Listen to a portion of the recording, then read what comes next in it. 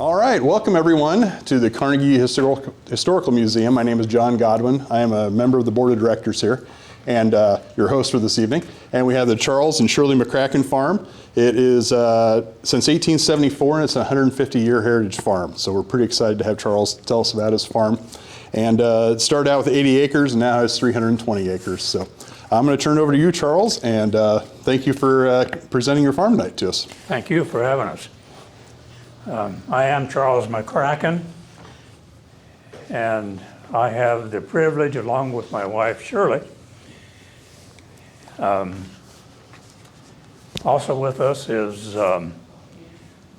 Lisa McCracken Coast. There you go. And our granddaughter, Audrey Coast, who lives in Washington, D.C. And I have a daughter-in-law, Tracy McCracken, who is married to Robert, and their son, what's your name? Bryce. Of course. Lisa just had something happen yesterday morning that she wasn't expecting. She lives out, about 30 miles from Dulles Airport, Washington, D.C., and it was on your back porch. They have a rod up that was hanging bird feed. And woke up in the morning, the rod was bent at a 90-degree angle. And the bird feed was gone. And there's trash all over the yard. Now, she had lived in Lake Tahoe for about 3 years, and she knows about bears. And they were in the cars and trash bins, wherever. They learned how to live with them. But there weren't supposed to be any bears that close to Washington, D.C. So they had a little experience. Well, we're proud to tell you about the McCracken Farm, which is located in Blackhawk Township of Jefferson County. It's located 9 miles north of Fairfield, right off Highway 1. It was paved out 9 miles in the early years. Apparently there was a politician in the state legislature of Iowa who said that they could pave that road and it had to be called number 1 or he wouldn't approve it. So that's what happened.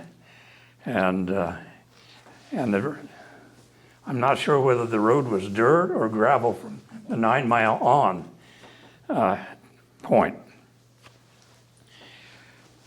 Well, we do appreciate the past, that's why I'm here, and we enjoy the present, and we look forward to the future. But before we forget it, I want to thank the Farm Bureau for recognizing these farms, and also the Carnegie Museum for recording the presentation, and it'll be available to future generations. Now, I made this harp in 2009. I'm part of the bonnets from Birmingham, and when we didn't have our toys, we just made our own. And that's why I made that. And as the immigrants were coming west, they were looking to the new land, so I thought I'd have her play "This Land Is Your Land" on the harp. And if someone wants to sing it with her, you're welcome. I'm not a singer. Okay, go ahead.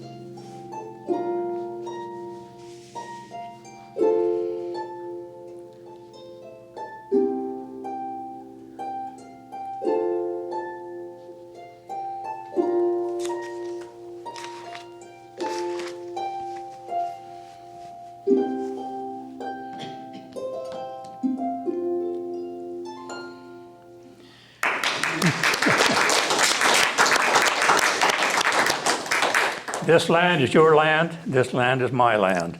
From California to the New York Island, from the redwood forest to the Gulf Stream waters, this land was made for you and me.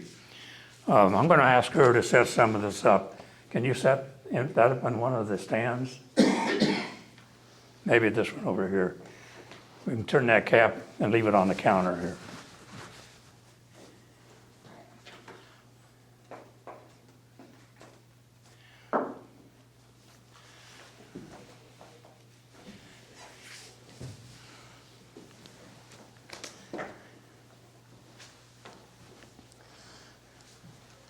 Okay, this is the McCracken Farm. William McCracken bought what you see in blue here from his sister, right? Who was a Henshaw, Ellen Henshaw. And in 1874, but it wasn't a direct sale. Who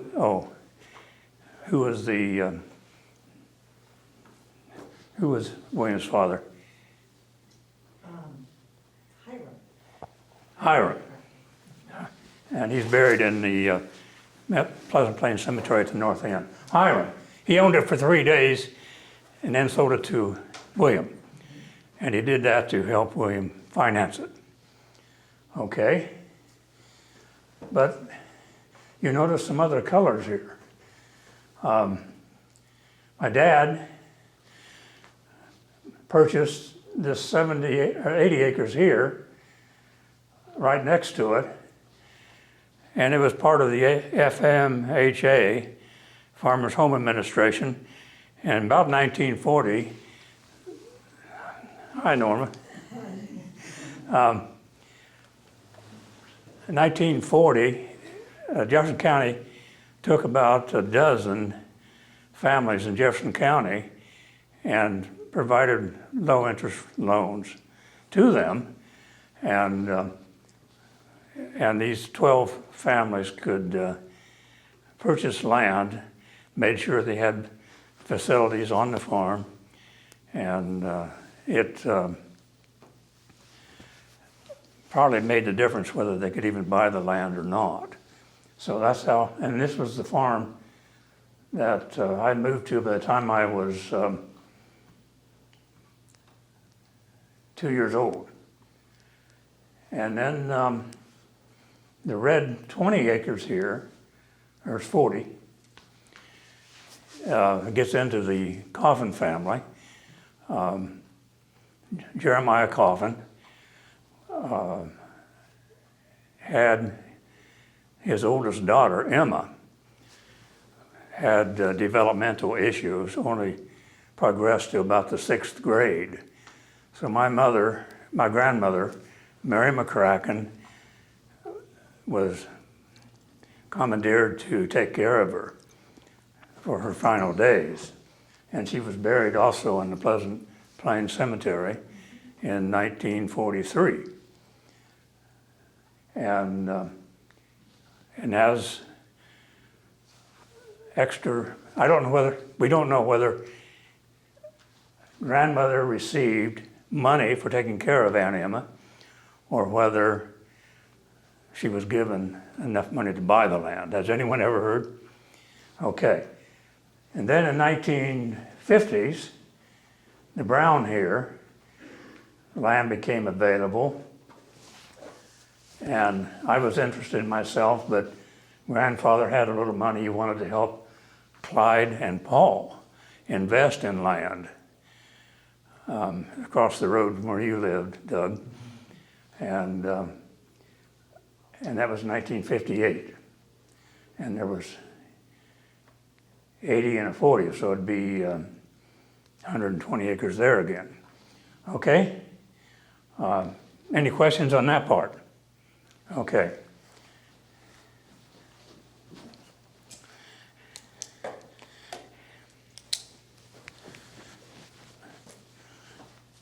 I'm wearing different shoes. I don't have real good balance.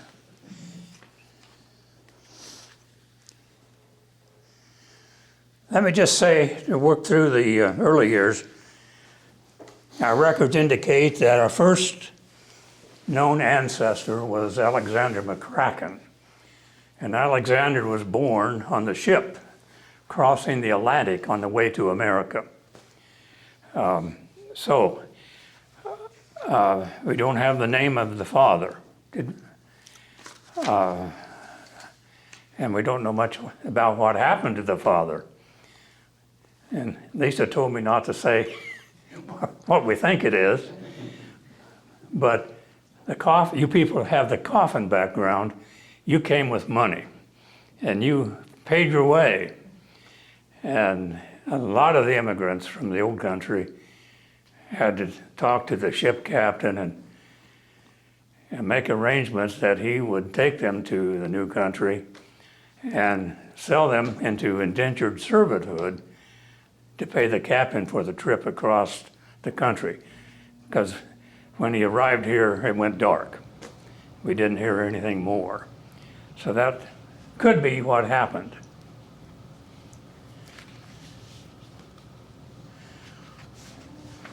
Now, Lisa got her master's degree from the University of North Carolina at Chapel Hill, and she was able to do some research in that area where Alexander moved down the coast to the Chapel Hill area. And she was able to discover in the Orange County, North Carolina records, the assessor's information. And Alexander had 50 acres in 1816. And the two boys had 230 acres, and the other one had 343 acres. So they were getting along pretty good.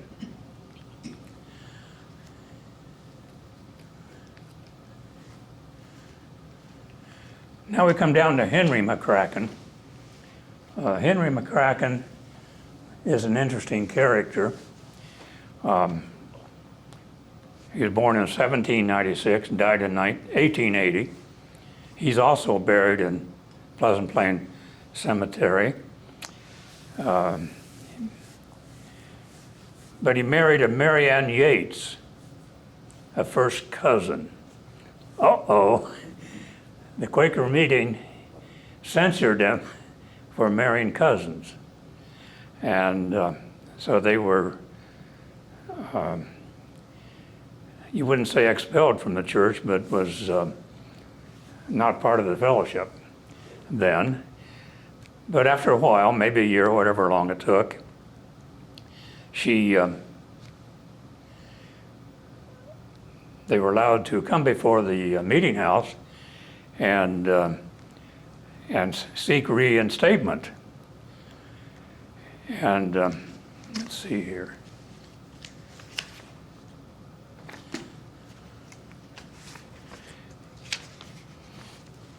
And they were asked Henry why he did it. And Henry looked right at his wife and said, "If I was marrying her today, I wouldn't have married her." How would you feel if you was the woman? Yeah. But the very next day, they left North Carolina, and part of their narrative is that their sole possession was a skillet. And it doesn't even say they owned 2 horses, one for each of them. But one place it did say they had 2 horses and a skillet. And that's what they came west with, their entire possessions. Okay, now we move down to Hiram, who married Diana Hadley in Indiana. Now these Quakers moved to Indiana from North Carolina. Why did they move? Well, right before the Civil War, 50,000 Quakers immigrated out of North Carolina because things were getting pretty hot with the Civil War that was coming up. So That's why they were immigrating. And Hiram moved to Indiana also. Now there's another story that comes from this same period. And it's about the Hadley name. See, Hiram married a Hadley. And well,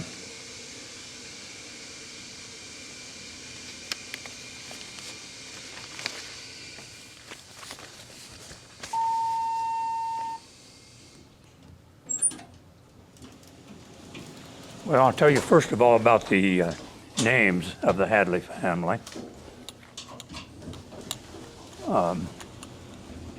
They were all named John, and the Hadleys didn't have middle initials even. So it was John Hadley. So how did they determine between which one of the Hadleys it really was? And I've heard my great uncles sit out in the yard and tell this story, that of the two men meeting in the road, one inquired of the other where John Hadley lived. And he replied, it's owing to which one "the" means. There's old John, there's young John, there's big John, there's little John, and there's gentleman John, and there's John up the creek, and there is lisping John, and that is me. That's what that's how the Hadleys kind of named their people. Now something else happened to Dinah Hadley, and this would have had to have been in Indiana. And this was the woman that Hiram married. And it was told of her the story of the lost child. When she was small, the first time she was ever permitted to go away from home, she went to her Uncle Joshua Hadley's a short distance through the timber. And almost everything was timber then in Indiana. And the bark chipped off of one side of the trees from time to time on a tree, one tree after another, so people could find their way. And her relatives loved her a great deal. They did their best to entertain her and kept her until it was late, so late that she had to go home. They had popped popcorn and gave her a little apron to carry home, and an old sow in the woods took after her. No doubt smelled the popcorn. She was frightened and ran from the hog and ran to a very large tree that had blown down or been cut down. And she climbed into the tree and went along to where it was so high that the sow could not reach her. And there she sat with her clothes tucked under her until the sow got tired and went off a little ways. And when the child thought that it was a safe distance, she slipped down from the tree and ran for her life to get away from the hog. But she didn't pay any attention to the path to take or the direction to go. So when it was getting dark, her father went after her. Her uncle's people said that they had been sent home sometime before. And the timber at that time was infested with bears and panthers and wildcats and such animals. The neighbors turned out and searched diligently through the night and called loudly the name of the child. She tells us that she heard their calls, but she had been taught many times not to make a noise or something would catch her. So the fear of telling the wild beast where she was prevented from answering the calls of the searchers. So she rambled through the night without rest. And so far as she knew she heard the tinkling of a cowbell. In that blue thing, I have a bell. Could you see if it's there? It's not a bell. Cowbells are so big. Is no bell in there? Okay. It was in there. What? It was in there. I don't know where it was. Okay. And she had no thought where the cow was. She grabbed the cow's tail after she heard the bell, and The cow started walking, and she had no thought about where the cow was going or leading, but the cow went home and thought she was being taken home to be milked. And she had actually milked this cow earlier at one time, but her mother died when she was 10 or 12 years old, and the older girls being married, the care of the family was left to her. Not only the common housework, but she had to make all the clothing from the wool that came from the sheep's back. And she was very much discouraged in trying to get ready to weave. But her father had hired a woman to come and help her that she didn't know about. Well, she was married then to Hiram McCracken. When he came directly to Iowa, in a covered wagon, procured land from the government about a mile east of Pleasant Plain. They had a log cabin made of round logs with mud dabbed between them to stop the cracks. The chimney was made of flat, split sticks.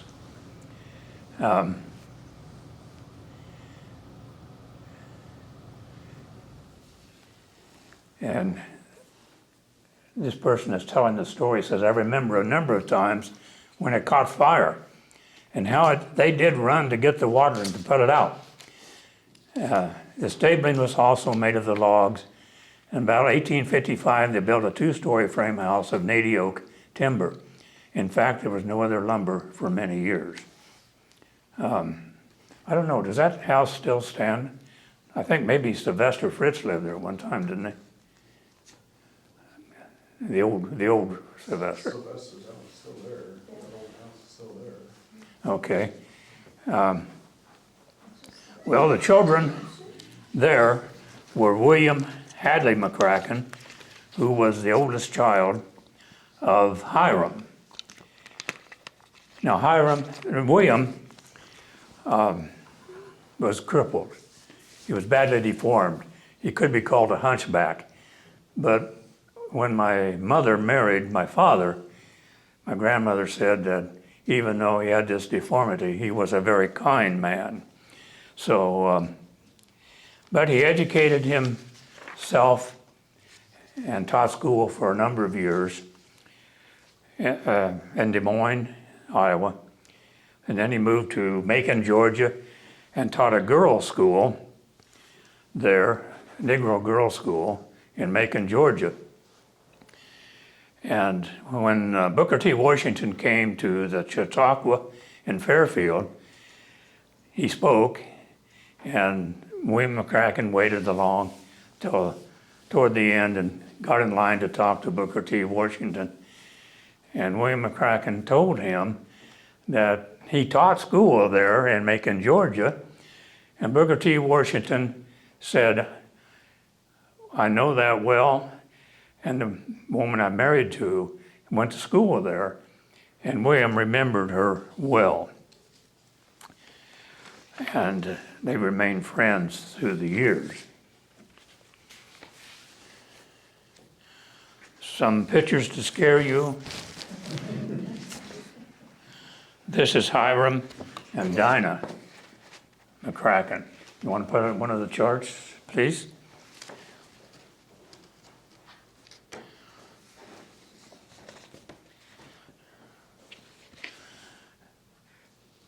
William McCracken lived in this house. Put it up in another one, please. William McCracken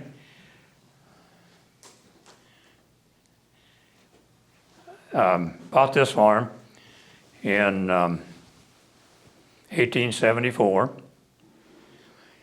and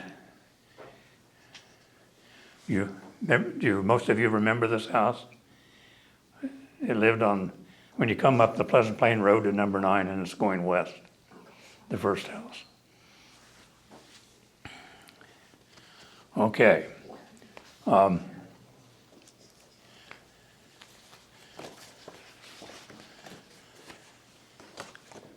That is my grandfather, who was the son of William McCracken. and he had had polio in the 1930s. And it very well crippled him. My dad had to come home from college, Penn College, and helping with the farm. And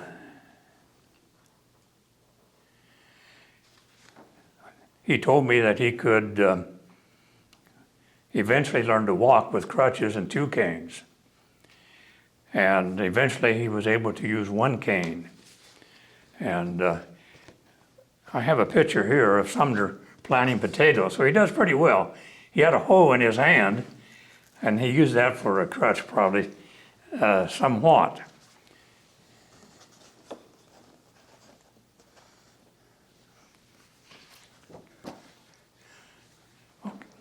That was the McCracken home.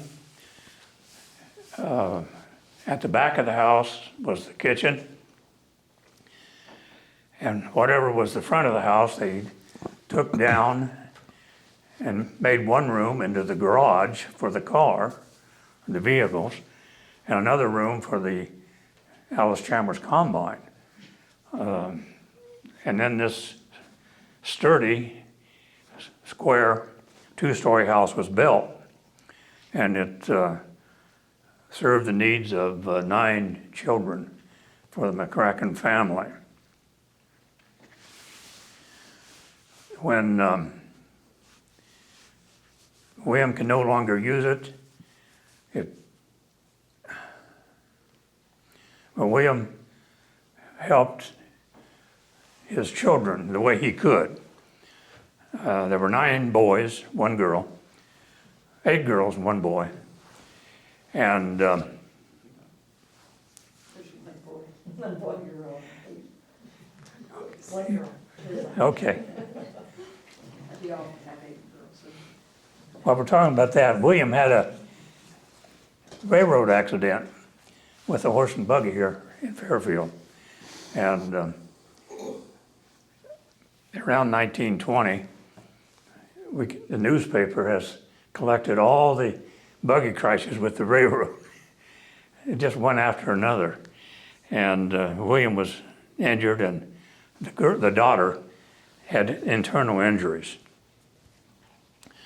Okay, so when the boys were given the option, William would help them to purchase a farm financially, or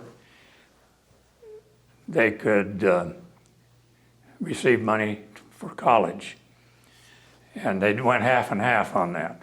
Half of them took the college and went into education, and half of them purchased farms.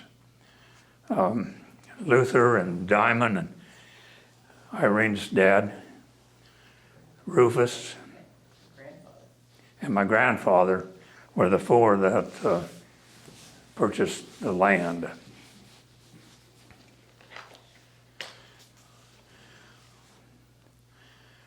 When it sold, I guess the plan was for the farm was to put it up for auction. And Luther, my grandfather, was the trustee,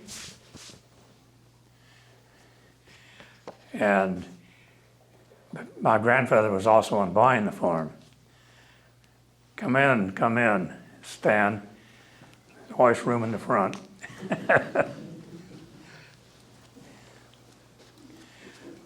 And Luther bought it, and then the same day he sold the farm to my grandfather. The grandfather wasn't married at the time, and wasn't married for four more years. No, this was my grandfather sitting on the steps of the kitchen, and I'm guessing he wasn't married yet. I'm just guessing. Now we get inside that house. I don't know if you can see the bay windows or not, but in the bay windows was a desk, a roll-top desk, and this is where all the financial records were kept.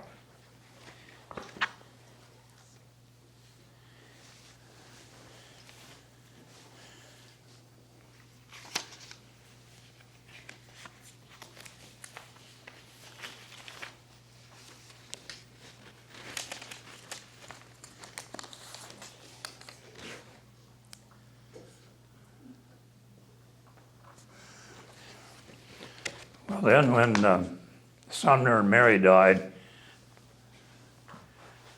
Clyde, my father, and Paul McCracken inherited the farm, but Clyde had been helping make the Heritage Farm go through the years because he was the one that was delegated to stay home and do the work while the rest of them couldn't. And then my uncle went, well, he got his, he went to Penn College. He went to Berea, Kentucky and taught English. He went to the Federal Reserve System and finally to the Washington, D.C. to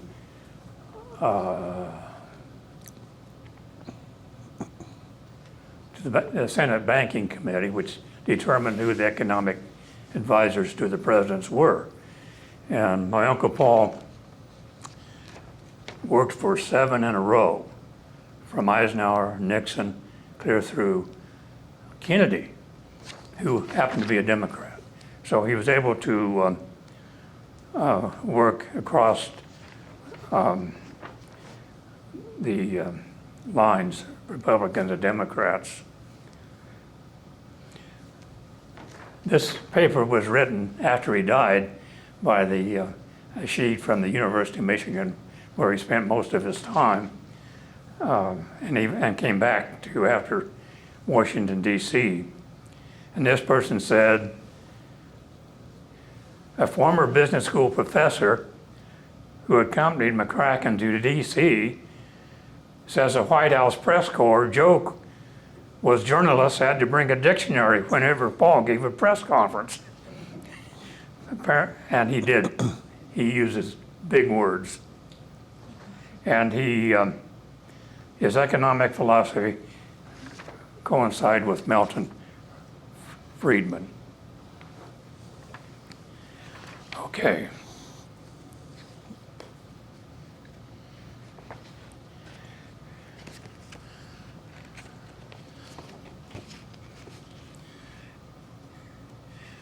Boys will be boys. And I heard about this one 3 generations after it happened. But Diamond McCracken told insurance. Irene is here tonight, the reason I'm telling this. And Neil Doyle, some of you know, sold insurance, and they went to insurance meetings together. And so Diamond gets to talking to Neil Diamond about what's some of the bad things they did when they were at home. Well, the railroad are just the right of distance apart that the Iowa Standard became, Abraham Lincoln made it the standard. But they were just the right distance for these boys to take the Model T over to the railroad track, which is about 800 feet away, take the rubber tires off the rims and mount the rims on the railroad tracks, and they had a joyful time going up and down the railroad track on the Minneapolis-St. Louis Railroad. I guess they never got in trouble. Now, I want to give some of my own experiences on this farm. I remember when I was 2, not yet 3, of going to church one morning.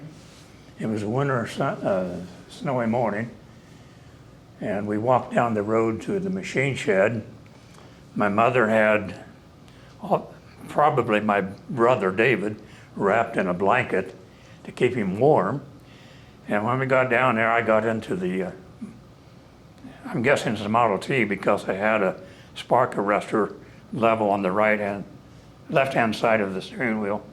just about had to be a Model T. And I stood behind my mother, between the front and the back seat, and Dad tried to crank that car to start it, using different stark arrestor positions, and he never got it started. So we didn't go to church that morning, and we had to walk back to the house through the snow. And you know, I don't remember walking down to the car, I don't remember walking back to it, but I remember my father cranking the car and not having it start. The next thing, I was 3 years old, and I don't know why, whether Mother had a meeting or whether my dad needed a team of horses over on the Sumner's place. And the only way he's going to get it there, he put me up on the team of horses, and I was to take the farm team down the road, up the dirt road, cut in the halfway line, we called it, and over to grandfather's house. And when I got, you know, I did it and got there, and when I got to grandfather's house, he was waiting for me to get me off the horse. So that's a couple of early experiences. Farm tools.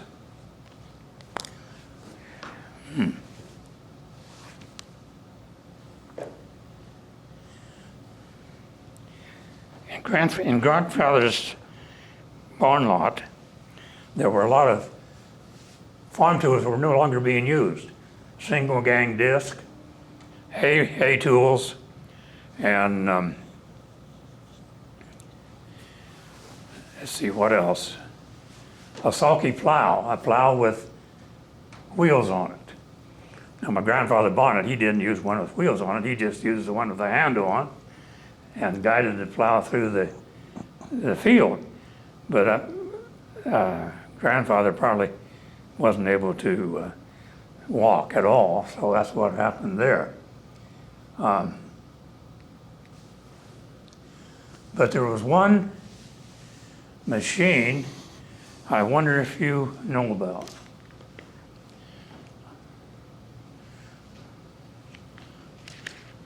I brought some blank paper and I'm going to come around. Maybe I don't have luck.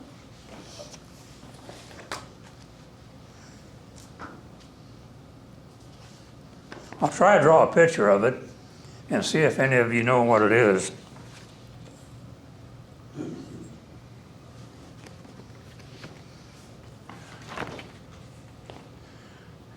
Drop my pen here. I'm going to make a top picture, and it was in a triangle.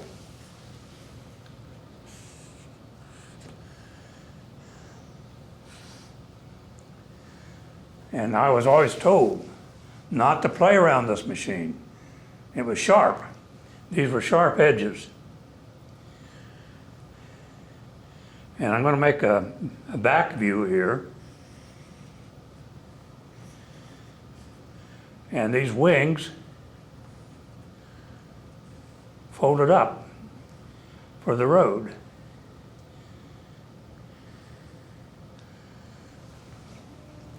And they probably had some way to drag this through the field. Can you guess what it was used for? Well, it didn't go on the ground. Harrow? What? A harrow? No. I'm going to. Mower. No. Hay. They did cut corn stalks with it, Oh, corn stalks. and it was used to shock. They drive this through the field, and the rows were here, and that sharp edge would cut the cornstalk, and either had a hook here to catch the cornstalk, or they put the horses' reins around their neck and caught it with their hands.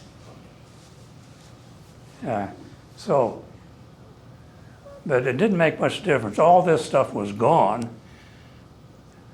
during World War II, and as there was iron collection for the war effort. And it's a little bit interesting that I never saw one before, and probably most of you haven't either. Oop.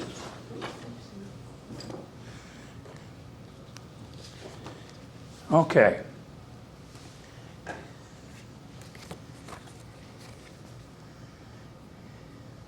My first experience driving a tractor was the red tractor that they called the regular. And it was probably an F10 if it had the number on, but I don't think it did. Where my father would hook onto a hay rack and then had the loose hay loader pulling the hay up onto the hay rack. And it would, my dad would,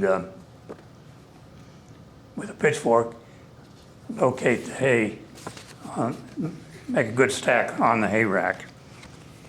And then the hay rack was taken to the barn after it was unhooked from the loose hay loader. Well, being short of help one day, Dad placed me on the tractor,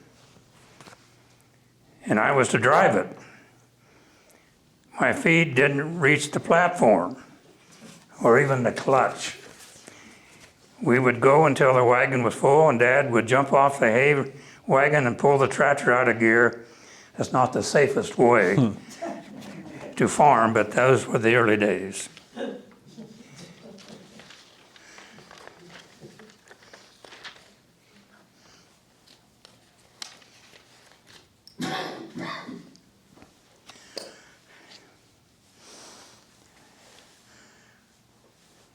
No, I had the ability to, I worked on this farm.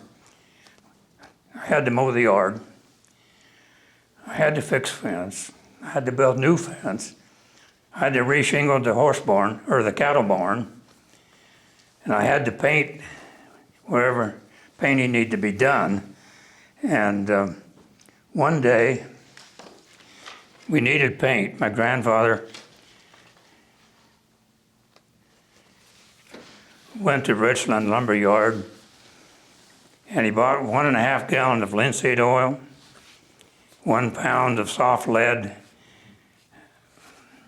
a gray substance, and 1 package of zinc. And I had to mix that lead and linseed oil together and make kind of a gray mixture. And then open up that package of zinc, and it was so bright it hurt your eyes to look at it. But when I poured the zinc in, that paint turned white. And that's the lead-based paint we talk about today. And it made a surface that would last 50 years. Does your paint last that long today? Afraid not. Okay. I'm just going to tell about some odd moments here. I always ask, I like for these people to do this presentation to tell how they finance their operation or if they need money. And they don't usually like to talk about that. But one time, my great-grandfather William needed $2,500. And did he go to the bank to get it? There weren't banks then, really. So what did he do? He went to the neighbors on the Horn place, where Chad Reed lives today, and wanted to borrow $2,500. Well, Mr. Horn reached up, used the word rafter, the story goes rafter, and pulled out $2,500 and loaned it to him with no security, no nothing. And that worked. That was the Horn place. And of course today that $2,500, how much would it equal? Probably $25,000 at least, I would imagine. Then the schools. I went to Blackhawk #1, which was down there on the corner of Highway 1 and the road that goes to Pleasant Plain. And my dad went there, and I went there, and my grandparents boarded the teacher. My teacher for 6 years was Ruth Fritz, and her dad was Sylvester, by the way. But the teacher had to, even in the wintertime, walk almost a mile to start the furnace and have the schoolhouse warm enough for the children. And I never remember the schoolhouse being cold when I first went.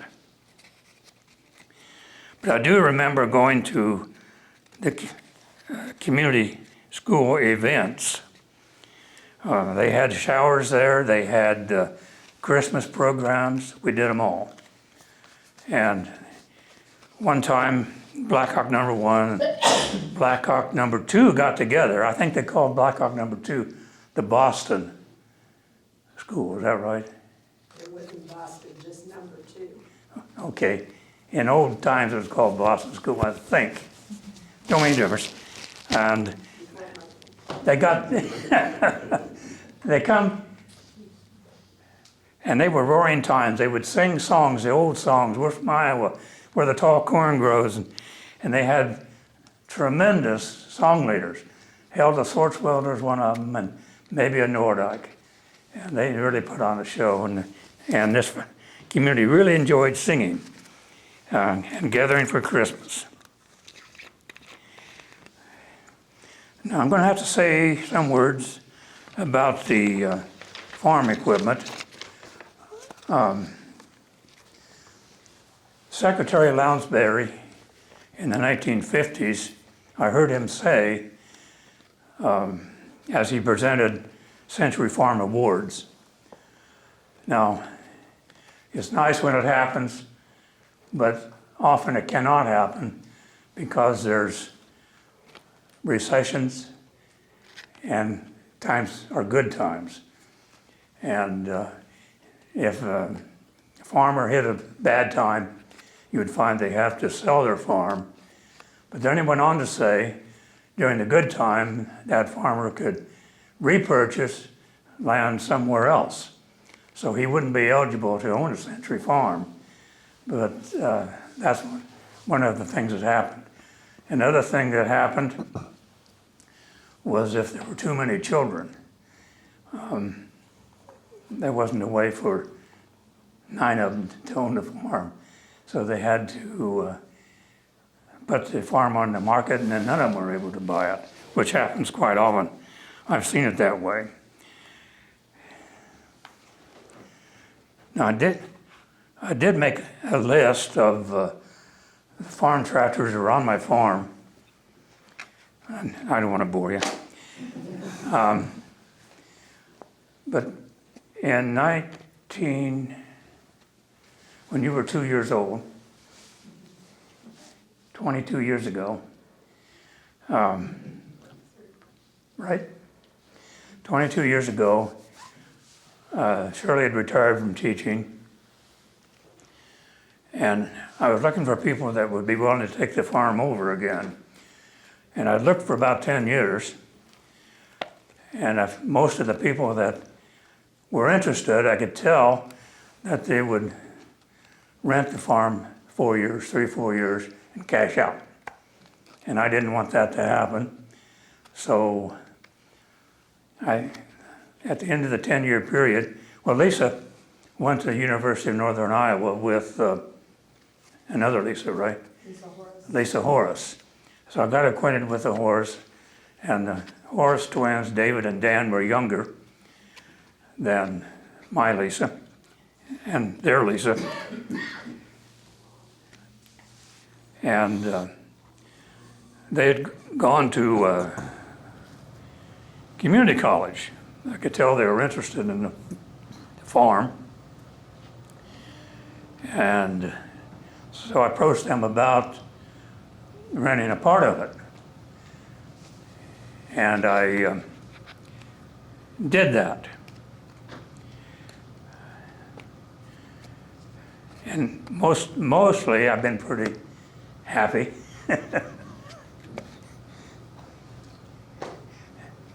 Doug laughs. But when I took the farm over, it wasn't able to produce like I wanted it. First of all, I used a two-wheel drive tractor to pull a disc, big disc, and there were too many wet holes on the farm. And you come up to a wet hole and you get into it, you turn the front wheel to get out, and with the load behind the tractor, it's not going to turn. It just goes right into the hole deeper. So what do? You put the left brake on, it's turned to the left. And then you only got one tire turning. And I had to unhook the disc. I carried a log chain, like 25, 30 feet long, got out of the wet hole, hooked the chain onto the disc, and pulled the equipment out. So before long,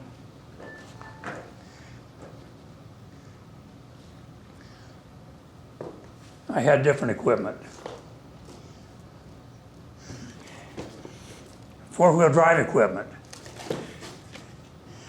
And it hardly ever gets stuck, but if it does, you just turn the wheel and the front wheel drive will take you sideways and you get out of that tough hole. Well, I only got stuck one time with the four-wheel drive. And I'm telling you, that place is tiled out today. Okay. The other thing is, we've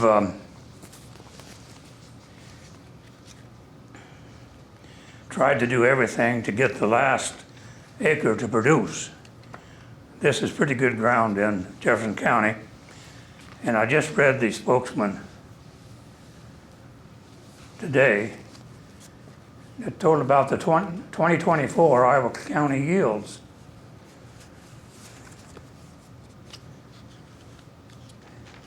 And this farm does almost as good as any farm in the state after we've got all the problems taken care of.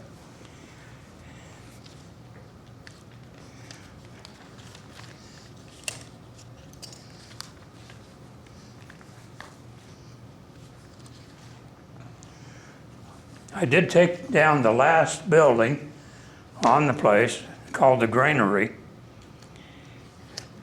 Lisa wanted a mantel for her new house in Virginia, the one that the bear liked.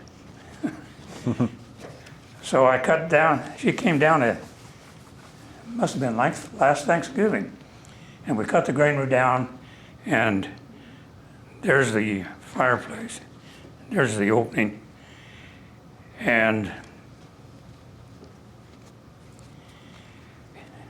it wouldn't have had to have a mantle, but she wanted a good mantle, so we took the beam out of the granary, and the thing now is they don't want it sanded down and perfect. They beat it with garden hoses to stress it. And so that's her fireplace. The thing that was interesting about that was the bark was still on the beam. Yeah. And so yours 200 years old or so, and it's still got the bark on it. It's pretty unique. And no nail holes. Very pretty. I'm not gonna, that's Audrey playing the concert harp.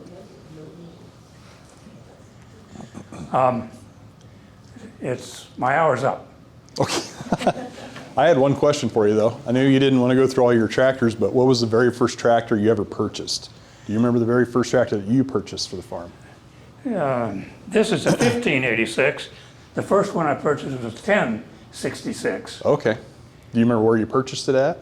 I do. Was it here in local or? Well, in a way, it was local, but I really shouldn't say this with Okay, if you don't. Chad here. I went to the John Deere store, and I didn't have a trade-in, Ah, and I thought they should discount what they were going to sell it for. And Norval Evans wouldn't budge an inch.